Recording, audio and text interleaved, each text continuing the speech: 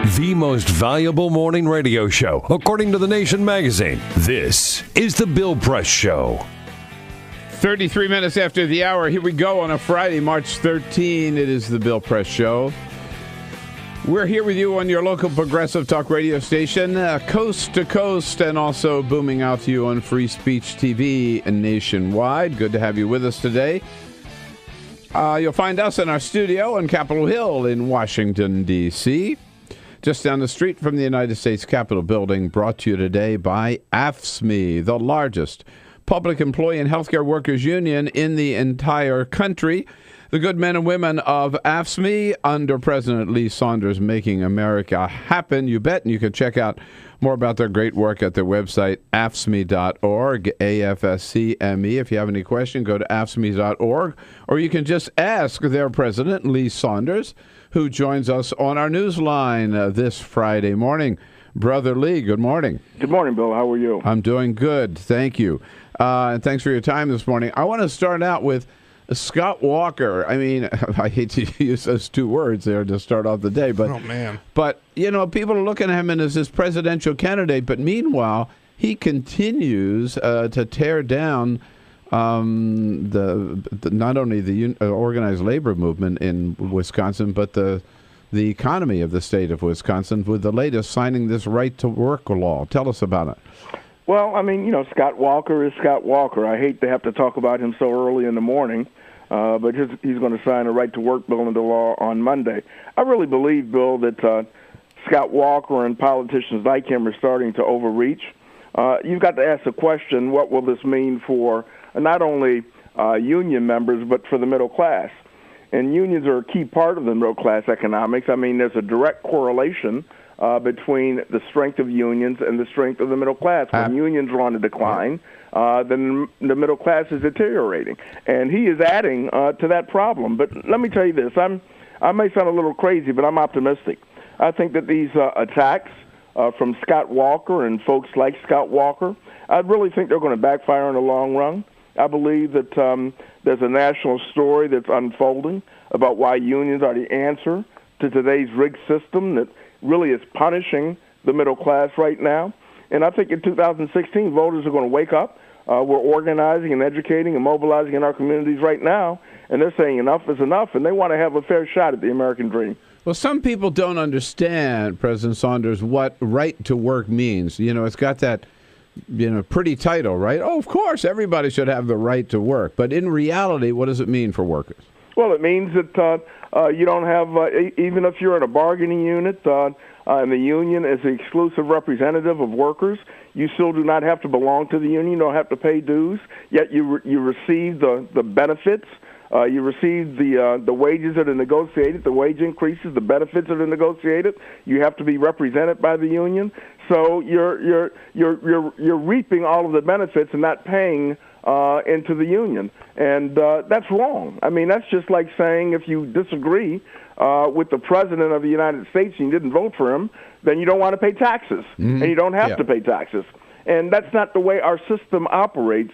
But it's clear that there is an attack on unions across this country, and it's led by Scott Walker and folks who think like him, who are supported by the billionaires who want to see us out of the picture completely. They don't want to hurt us. We've got a bullseye on our back. They want to take us out of the picture completely because we stand in their way, and we can't let them do that. And that's why it's so important that we communicate the importance of unions, what it means to the middle class, and the attack not only on union members but working families across the country. So it encourages people to be workers to be freeloaders, if you will, as you point out. But also, hasn't history shown that in state after state where they've enacted right-to-work laws, wages go down and workers don't,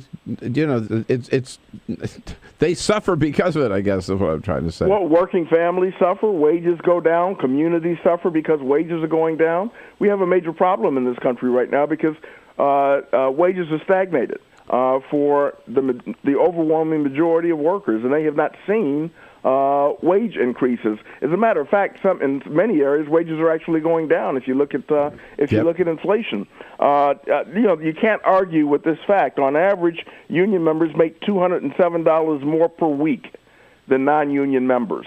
Okay, so there is a direct benefit when you belong to a union. But there's also a benefit if you don't belong to a union, because when union wages rise, then automatically wages of other folks will rise also. So it benefits everyone.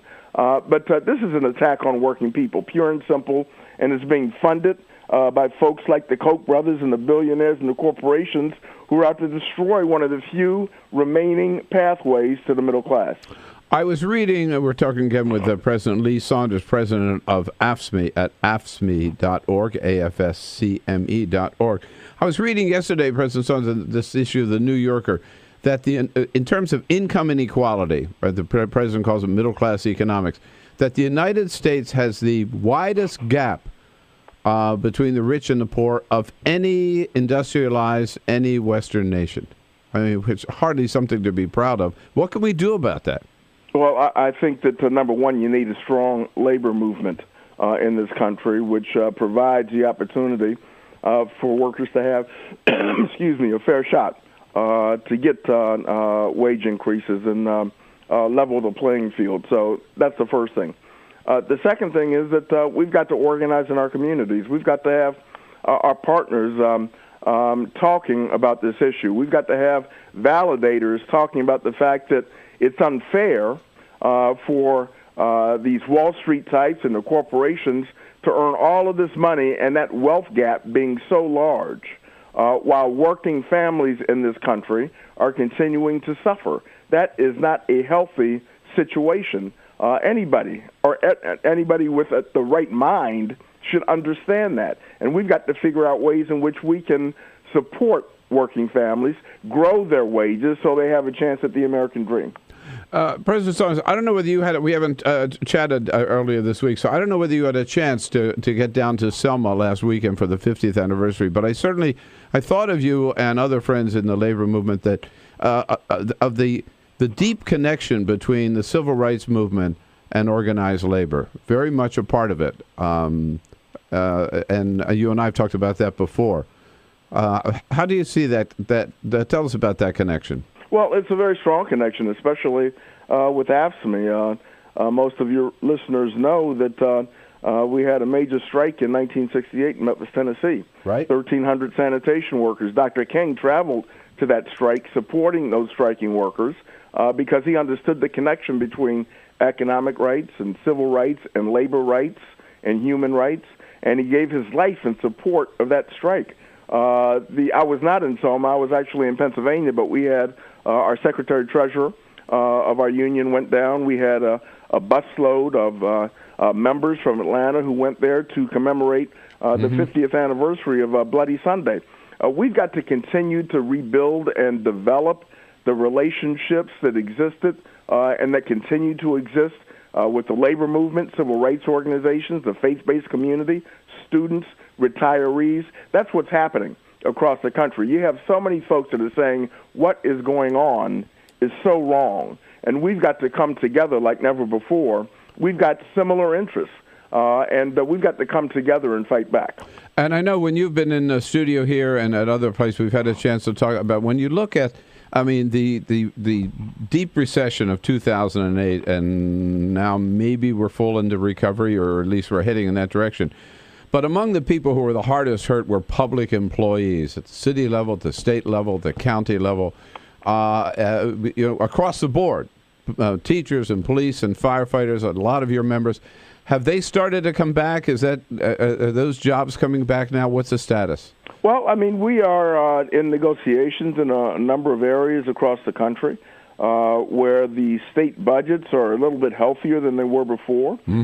So we believe that workers should share in that kind of prosperity and the economic upturn that is occurring. But that's not happening right now. What's happening is that you've got the top 1% who want more power and wealth at the expense of those 99% who are trying to play by the rules every single day. I mean, there was an article, and I think it was in the New York Times, you might have seen it, Bill, where the bonuses of these Wall Street types was, I mean, I can't even remember what the figure was. It was just amazing to me. And our people don't even make that kind of money yearly.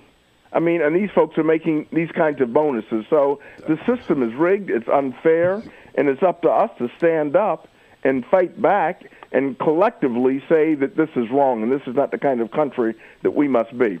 Now, let me also say this. I mean, there is really, and I really have a sense of optimism. I mean, we've taken our hits, AFSCME has, as far as our union, where Scott Walker's attacked us in Wisconsin.